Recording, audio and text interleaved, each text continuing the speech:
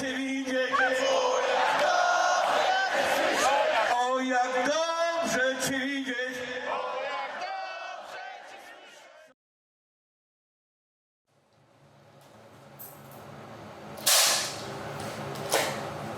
Today is the first day of Poland Rock Festival 29th edition.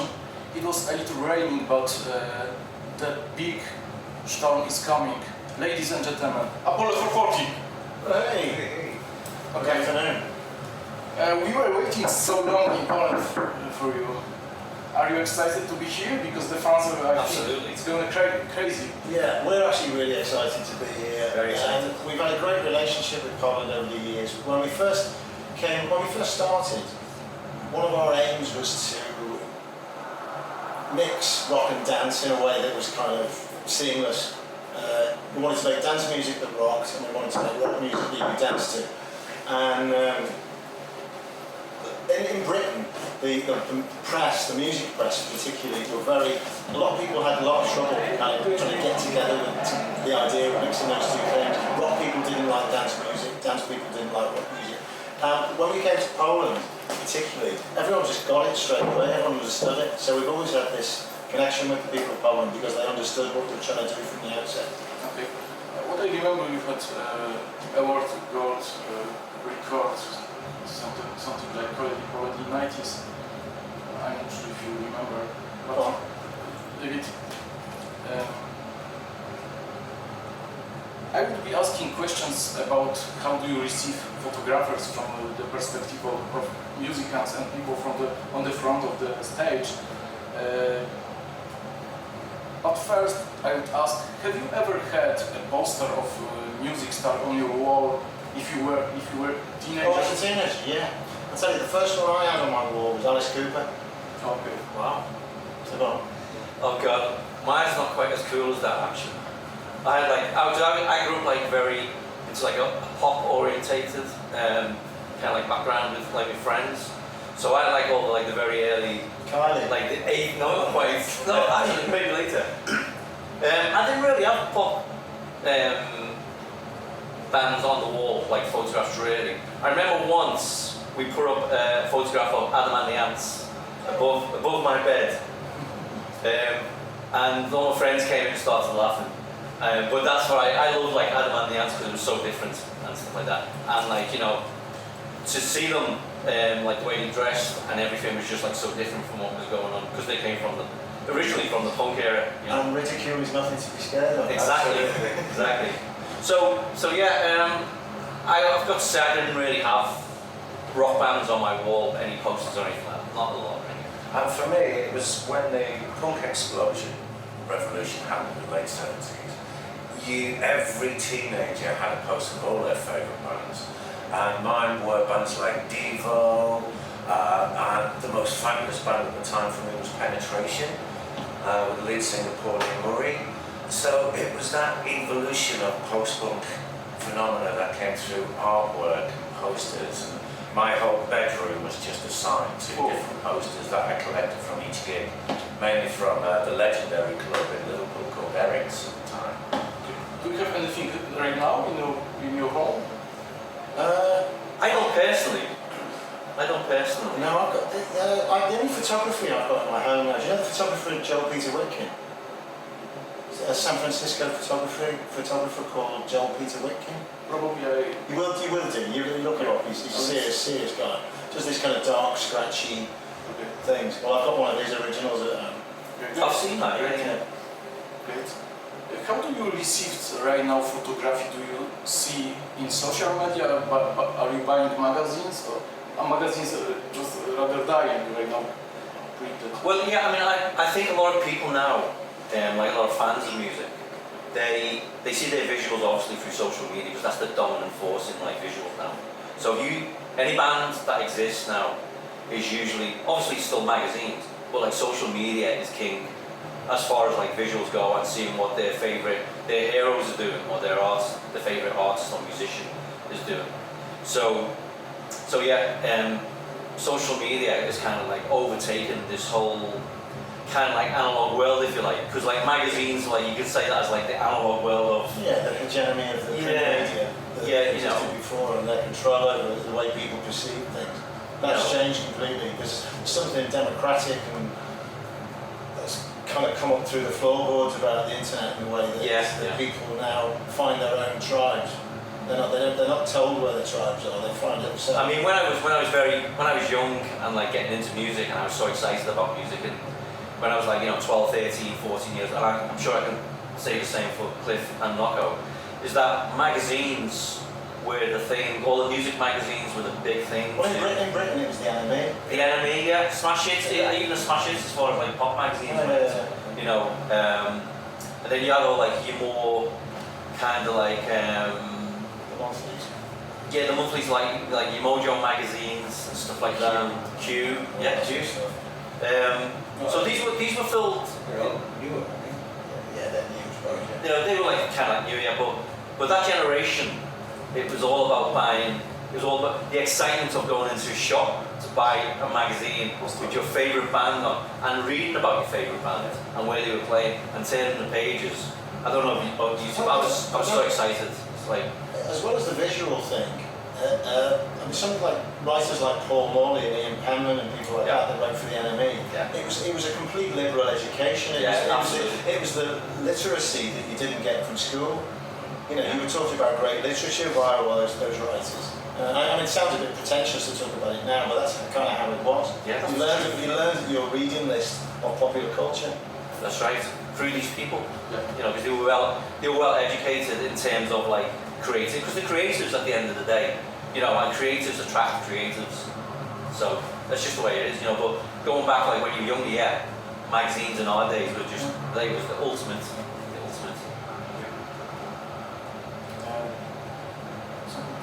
No, that's I think There is something in English. It's called very nice free songs rule that some artists expect to be photographed only during the first free songs. Do you care about it, or do you? In the day, the time was people tried to control the way they were perceived, and that's impossible now. The mobile phone, the fact that everybody carries a high-resolution camera around them all the time, means that it doesn't matter whether you can confession photographers there. nobody can control that anymore. So it's actually stupid to even try. It makes sense. Yeah. It's the same with bootlegging. I mean, people used to take a really hard line on people recording gigs and things like that. Now it's impossible. Every mistake you ever make is up there in perpetuity for the rest of your life. I mean, even like actually like the free song rule, as it was, which still exists by the way, but people just break it all the time.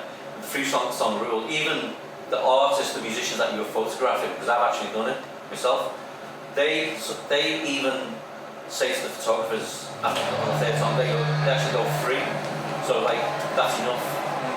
So even the musicians themselves are kind of like they've been kind of like told they're in that world of like, okay, that's enough, like free is enough. But now, like Nocco says, with social media and like everyone with cameras now, it's almost impossible to avoid it. You know, it's just. It goes to another question. If in the era of smartphones and people who own camera and think that are photographers, does it make sense to be a professional music photographer? Can I just answer that? Sorry. Yes, of course. Mobile phones are absolutely. I think they're brilliant, right? It's just another format of photography, right? If you have a professional camera or a film camera or an iPhone or just a normal small digital camera, they're all different formats of photography, you know. At the end of the day, if you're photographing musicians or whatever with an iPhone or a film camera or a digital camera, like a really expensive one, a good photograph is a good photograph no matter which camera it takes. And it's that simple, right? Just because you've got a £3,000 camera, it doesn't mean you're going to get a good photo, well, as better as the guy with an iPhone. Because even if the guy with an iPhone is not a photographer, it's just that split second you can catch, that split second in time, and that could be a great photograph, and it happens all the time. You don't have to be a great photographer to take a great picture. It helps, but photography is photography, and a good picture is a good picture. It's a moment in time. I completely agree. Yeah. Cool. I'm recording smartphones. Yeah. Exactly. In the early days, there used to be this buzz kind of word that used to fly around, broadcast quality, when things were Yeah. shot on video, or whether they were broadcast quality or not. Now, all of these devices produce something that's of broadcast quality. That distinction doesn't exist Yeah. anymore. So everything can be made public in a useful way. So they're just all different tools. That's right. Yeah. A little abstract question, because for me, when I hear the name Apollo 440, automatically in my mind is to receive a lot of energy. Do you think energy could be photographed, Absolutely. or it's just our imagination that we see energy, or we are just communicating on different level maybe? It's a physical science's reality that energy can be photographed. I mean, do you remember, have you ever heard of Kirlian photography? Where they used to photograph people's auras? I mean, it's sort of around in the 70s. There was this idea that where you could photograph somebody with a particular type of device, and you'd get to see a kind of aura around, Right. And you could actually visually see what their energy actually looked like. Right. But yeah, nothing. I think I have answered to the next question. I have a question, probably you answer about photographing music. If energy is possible, I think music is also possible. Yes, I'm sure it is. Yeah. You know, absolutely. Okay. What do you know or think about Poland Rock Festival? What you heard before or see before? Well, this festival's been running for years and years. I mean, it's a shame we've never played it before, but it's great that we are playing it now, even in its 29th year.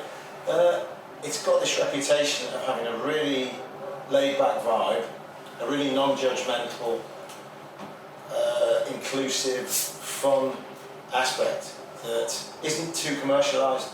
And I think which almost has its roots in the beginnings of free festival culture. That's kind of something that's been forgotten about in a lot of festival culture. And a lot of festivals are just now vehicles for the big sponsors. Yeah.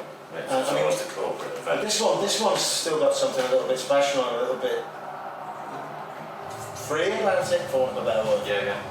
I'm not sure if you heard, but a few years before the name was changed to Poland Rock Festival, but before it was called Woodstock Festival Poland, Woodstock which huge inspiration of Spirit of Woodstock Yeah, 69. of course. So that's that same point, isn't it? That's exactly what that is. It's the spirit of the classic free festival. Have you had the chance to go around and see? We haven't yet. We only arrived at about 5 o'clock. We came here last night very late. Did a sound check, so we haven't really had a chance to. I have something for you. Oh, go on. Go on. This is a photo book, which I believe shows spirit of Poland Rock Festival or Woodstock Festival Poland. Oh, Wow. cool. Oh, Wow. nice. It's my photo Yeah, book. yeah. It's set in narrative way. It was collected by 8 years, so I think you will see the spirit which was before, and I believe still is It's fantastic. to see it. Oh, I love it. You see, through photographs like this, through photography on a music festival, you can actually get the feel of what the festival was like. And that's the power of photography in music, right? So you can see like the personalities of people, And of course, as well, the energy that was portrayed at that moment. And photographs are found in the world. So sometimes you don't have to write a description, a narrative for what the photographs. The viewer can actually just absorb themselves in the energy, that moment in time. This is fantastic. This is great. You know what? I'll tell you what this is. This is like a mirror to the festival. This is not photographing the festival. This is photographing the festival's reaction on people. It's people yeah. that are actually. This is all about the audience. It's telling the isn't it? story. It's the Right? story of the festival. Yeah, lovely. Thank you very much. Thank you for the tip. Oh well done. Well I am done. completely independent photographer, so that Yeah, really that's makes me fantastic. fly, you know. Yeah, That's that's fantastic. great. It's fantastic. absolutely great. I mean, everything you just said in the last half an hour makes perfect sense now. I've seen his pictures. Yeah, that's great. And this is good moment to thank you for what you did years ago. You recorded some kind of homage for Krupa, Yeah. for Gene Krupa. Nobody probably knows who is Gene Krupa, but right now they would Google it. Thank you for that. Yeah. He was. Personally, I think he's the most important drummer in the history of the form. He's the first guy that stood up and said, "I'm going to make a big noise, make a show, make this about show business." The famous gig he did in Carnegie Hall, where he played the first drum solo, and it kind of shocked everybody. I wish to see it. And because the drummer was supposed to be the guy at the back who basically just kind of quietly kept the time. Yeah. He was the first superstar drummer, and I mean, something I liked the other day. We were on the bus coming up, and one of the guys in the band looked up Gene Krupa on Wikipedia. And we got credit for actually having done our tribute to Gene Krupa in the history of Gene Krupa, so that feels great. There is even a dedicated page to Krupa song. Yeah. So thank you for that. Oh, absolutely. No, he's a phenomenal talent. I mean, I've got a great album at home, which is a duet album with him and Buddy Rich, and it's the two of them just like trading drum solos in between. They do one strand of melody and then they do a solo each. And Buddy Rich is probably a more precise, technical drummer, but I think Krupa's still got more soul. Anyway. We like Gene Krupa. I don't want to wish you anything before the gig because I know what you will see there on the audience, and I have a feeling that if energy of Apollo 440 would meet the power of Poland Rock Festival people, I hope so. it's gonna be blast and very loud storm. Fantastic. I hope it's gonna be energy, not rain, as you brought today English weather too. Of course. You know what? I was watching. I was in the food tent just then. We were watching it, and people in the rain, and everybody just had big smiling faces on. Forget the rain. This is energy. As somebody said earlier today, once you're wet, you're wet, and that's it. You're just going to kind of enjoy it from there on in. I suppose that Seismograph will record your vibes today. Yeah. I will try to take some shots of you during the night. I will try to do my best. Maybe I will join to that record. We will see. Yeah, cool. And what else? I have kind request for you to sign that pictures for our viewers. Oh, yeah. Sure, yeah. Yeah, definitely. If you can So, sign. can we keep this? Of course, it's Oh, that's for you. great. Oh, thank you so much. This is lovely. This is really, really special. That is fantastic. Thank you very much. You cut something Thank you very very much. easy. No, thank you. It's like the other side of the festival. It's the people in a Which is what makes that's not the way it's like. make the festival, it's the people that make Right. people. Yeah. You will feel the energy today. I would like to be on the stage, but I'm not vocalist or musician. But I have a feeling what's happening on the stage. Cool. I'm looking forward to it.